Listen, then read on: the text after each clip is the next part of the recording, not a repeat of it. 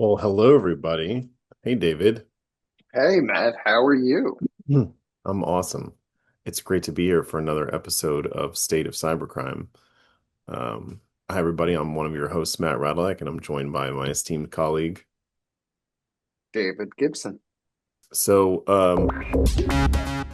oftentimes in cybersecurity, it's all doom and gloom. And so we always like to start the show with some good news. And we do actually have a little bit of good news out there. So just to get things kicked off, the UK's National Cybersecurity Center, or NCSC, an initiative that they're calling Proactive Notifications, is partnering with a company called Netcraft to utilize publicly available information along with internet scanning to identify actively vulnerable hosts and strategically recommend some software updates. Organizations are obviously encouraged not to depend on this system, but in combination with the UK's early warning system, they're encouraging companies to not have vulnerable systems. Now, David, for me, this seems like a really, really fancy way of saying we're going to do vulnerability scans within our jurisdiction. It does sound like it's kind of colored a little neater than that, but what does it look like to you? I thought, boy, it's like somebody bought Nessus, well, didn't buy it, like downloaded Nessus and said, hey, we can do this everywhere. We But could, no, yeah, we could scan the whole country if we want to. exactly. I just kind of wonder, like with some of the vulnerabilities that we're talking about later, whether everybody's kind of phoned it up. You know, it's like it could be a very busy day for the phone system with some of these vulnerabilities that we're going to be talking about. And I bet you're going to ask me what's going on in Portugal. I was just about to say, David, you took the words right out of my mouth as I was taking a sip of coffee. What's going on in Portugal? Well, it's some more good news, and apparently countries are realizing that they need security researchers.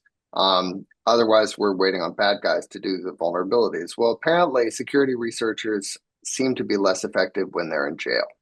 Also, the prospect of jail time seems to disincentivize the security researchers from doing the research in the first place. So, Portugal is following some other countries, we've got Germany, US, UK doing kind of similar things where ethical security research has got safe harbor from prosecution. So, there's an Article 8 that has been added to the legislation, and it makes certain acts under certain conditions not punishable because of the public interest in cybersecurity. And it basically codifies the criteria, the rules. I think the net result is hopefully not all the good deeds will go unpunished, but fewer good deeds will go unpunished than before. Well, speaking of happenings in Europe, Europol took down a 700 million euro crypto scam network in two separate phases over October and November. What scammers were doing was using fake ads and deepfake videos to impersonate media personalities, celebrities, politicians in order to lure victims into bogus investment sites, followed up by aggressive call center campaigns to promise fake profits.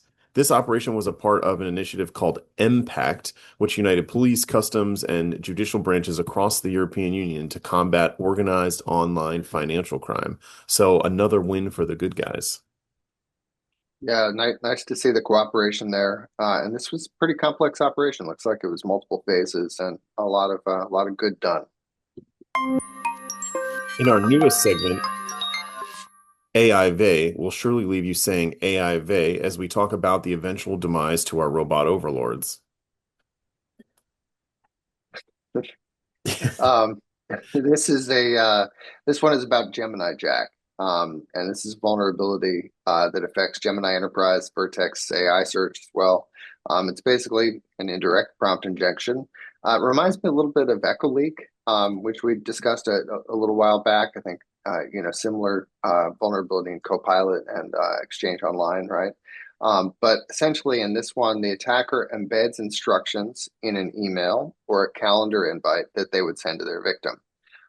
And in this invite or content would be instructions that would tell the LLM to do a search for like sensitive data.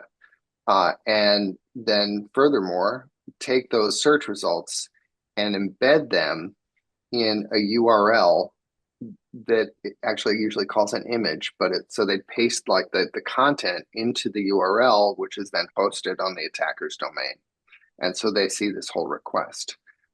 Google patched this. I think it's this one of the this is we'll probably see many more of these types of threats though, as AI is processing data, and not all data is going to be sanitized or really created by people with good intent. And then so as soon as the LLM processes this, bad things may ensue. And that's not the only AI story that we found interesting. Researchers at CrowdStrike identified issues in the DeepSeek models. Now, what I thought was most interesting about this, David, was that the models would generate vulnerable code at baseline. So about 19-20% of the time, any prompt would lead to vulnerable code coming out of DeepSeek. However, if prompts included certain political terms, the instance rate of vulnerabilities increased by 50%, including vulnerabilities in code like hard-coded secrets or even lack of session management, which would easily allow for session takeover, including other code vulnerabilities. Now, the theory that the CrowdStrike researchers have is that DeepSeek complies with core Chinese socialist values, and as a result is purposefully degrading code where prompts are asked via with politically sensitive contents.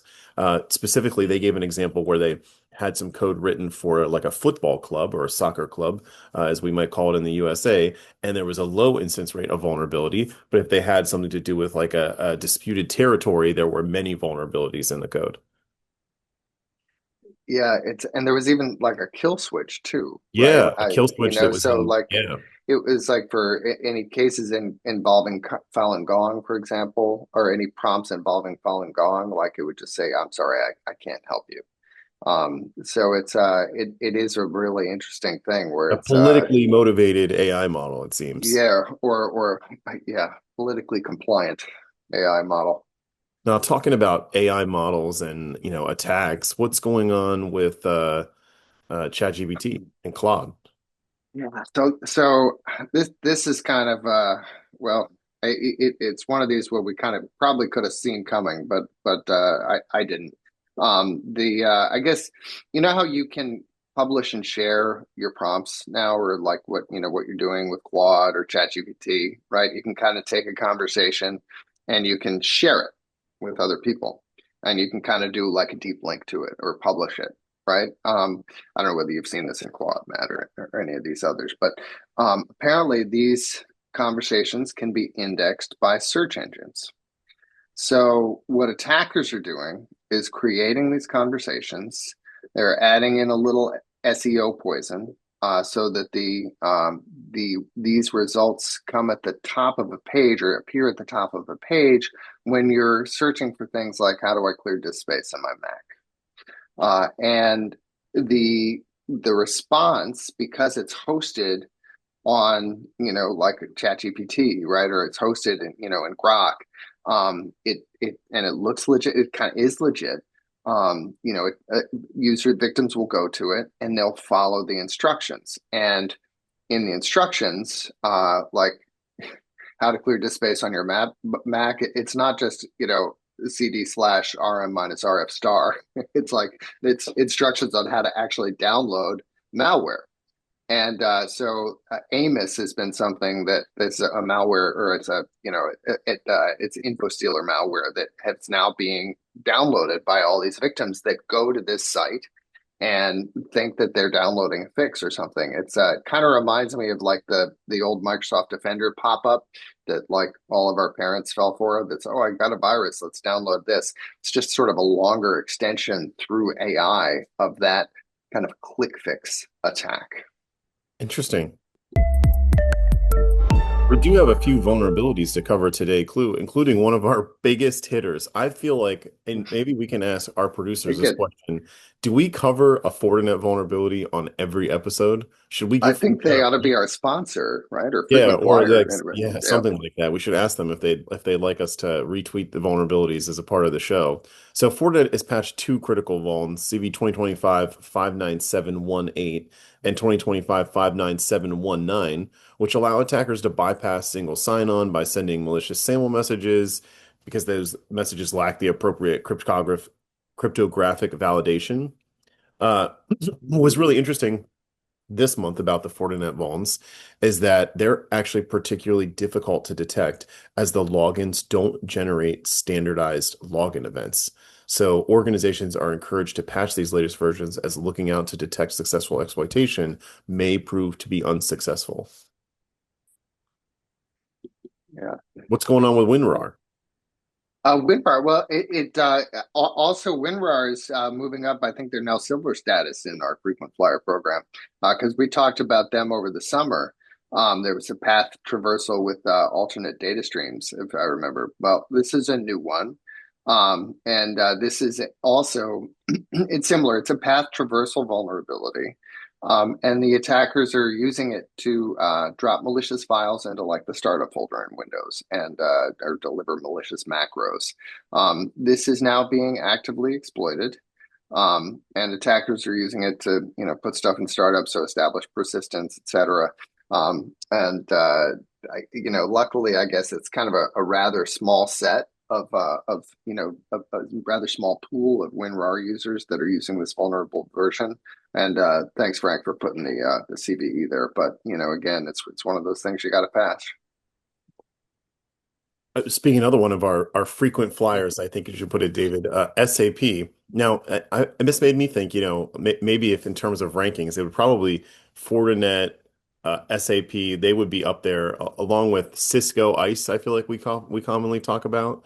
Yep. So CVE 2025-42880 is a critical code injection flaw in SAP Solution Manager, which has to deal with if there's a particular module enabled, someone can. Stay on that. Yeah, let's jump into the danger zone and talk about some of our heavy hitter stories for the day. What's up with Packer as a service, which I think the Packers could have used yesterday, if I understand the story correctly, David. Yeah, this is not a Wisconsin thing. So, but I had to. I didn't know what Packer as a service until I looked into the story. But apparently, hacking groups, people that write malware, are outsourcing how they pack or obfuscate that malware. And apparently, some groups like Shania have gotten really, really good at obfuscating malware. They use all sorts of techniques: compression, encryption, obfuscation, side loading. And they actually are bypassing the Windows loader for portable executables, which basically means you're, instead of calling like the normal function that Windows is aware of and where a lot of EDRs have hooks, they're actually rebuilding the executable in memory. And this is a way to run this code without the OS really noticing, or until the EDRs continue to catch up because they're starting to look for different pointers that don't make sense in this and are looking for these kinds of processes. But it's been a way to bypass the EDRs and then let folks deliver their malware. So the way it works is an attacker, a malware author just uploads their unobfuscated malware into Shania. And the service there then obfuscates it, encrypts the payload, and wraps it in a loader. And then this loader executes in memory, doesn't, write to disk. And before unpacking, even the loader checks to make sure it's not in a sandbox, right? It looks for like running processes. It looks to see what EDR is running. Looks for the cores, how many CPU cores, what's the uptime. Looks at the MAC addresses, and if it suspects it's in a sandbox, it kills. But this is kind of scary because it's just making it harder to detect. And it's like And I almost think Packer everybody's as a using, service was yeah, even used in the ClickFix. Remember we talked about ClickFix a few episodes ago, which was that social engineering site that used like fake websites. I'm pretty sure that this was used to package the remote access Trojan or the rat that was a part of ClickFix. yeah, yeah, exactly. So it's sort of like some of these harder parts are just getting almost commoditized, which I think is a concern for some of the stuff. Amazing. Well, we also had recently the largest distributed denial of service attack ever. So if we were giving away, cybercrime awards like our frequent flyer miles, the Asuru botnet, which is a for hire botnet that's been pretty active in 2025. it achieved a previous high of a 22.2 terabit per second throughput, has delivered a whopping 29.7 terabit per second throughput, or as David pointed out to me this morning, 1.1 million copies of War and Peace every second. Which was a UDP carpet bomb attack that lasted 69 seconds in total. And that was earlier this year. Targets of this distributed denial of service included telecommunication providers, gaming firms, hosting platforms, and financial services companies. And this was mitigated by Cloudflare, hence why it was, one of the largest observed attacks of all time. Yeah, that they lot of data, a lot of packets per second. These botnets are just huge and huge, And like what's hugely interesting about capable. the Asuru botnet is it includes a lot of routers. So there's a lot of network equipment that's included in which allows it to achieve such a high throughput as it's a network device, not just a host that might be behind another device that might drop, so many packets that exceed a certain rate limiter that is in a lot of pieces of hardware. It's a lot of War and Peace.